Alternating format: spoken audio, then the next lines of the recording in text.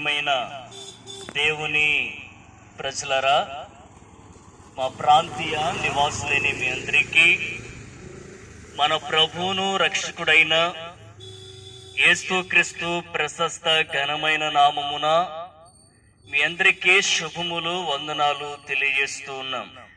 ప్రియులరా, మీరు ఏ పనిలో ఉన్ననో కేవలం కొద్ది నిమిషాలు ఈ మాటలు ఆలకించవలసిందిగా ప్రేమతో మనవి చేస్తూ ఉన్నాను. గమనించండి, మీకు ప్రకటిస్తున్నటువంటి శుభ సందేశము ఏమనగా, ప్రభు అని యేసుక్రీస్తు వారు అతి త్వరగా ఈ లోకంలోనికి రాని ఉన్నారు. అవునండి, మనం ఆలోచన చేసినట్లా 2000 సంవత్సరాల క్రితమే యేసుక్రీస్తు వారు శరీరధారిగా కన్యక గర్భమున ఈ లోకములో జన్మించి నీ నా పాప శాపాలను పరిహరించుట నిమిత్తమై శిలువ మ్రాను పైన అన్యాయపు తీర్పునందును వాడై ఘోరమైన శ్రమలను పొంది ఆయన మరణించుచున్నారు.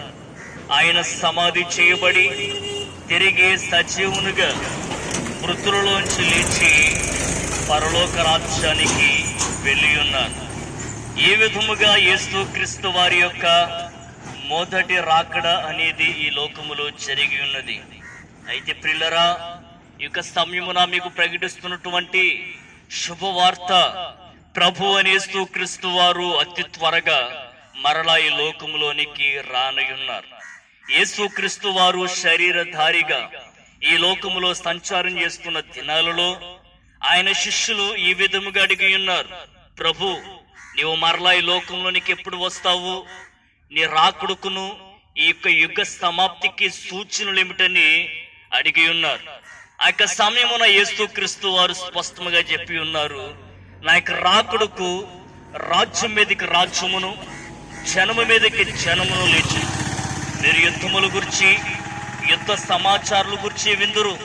అక్కడక్కడ కరువులను, భూకంపములను సంభవించినని, మనుషులందరూ భయోత్పాతమైన విషయాల గురించి వింటారని, సమాధానము చెడి సమాధానం కొరకు వెతుకుచూ ఉంటారని యేసుక్రీస్తు వారు స్పష్టముగా చెప్పి ఉన్నారు.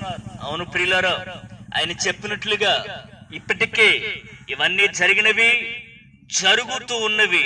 ప్రియులారా, మనం చూసినట్లయితే మరి ఇజ్రాయేల్ దేశంలో భయంకరమైన యుద్ధాలు జరుగుతూ ఉన్నాయి. వందల కొద్ది ప్రజలు మరణిస్తూ ఉన్నారు. అదే విధముగా భయంకరమైనటువంటి మరి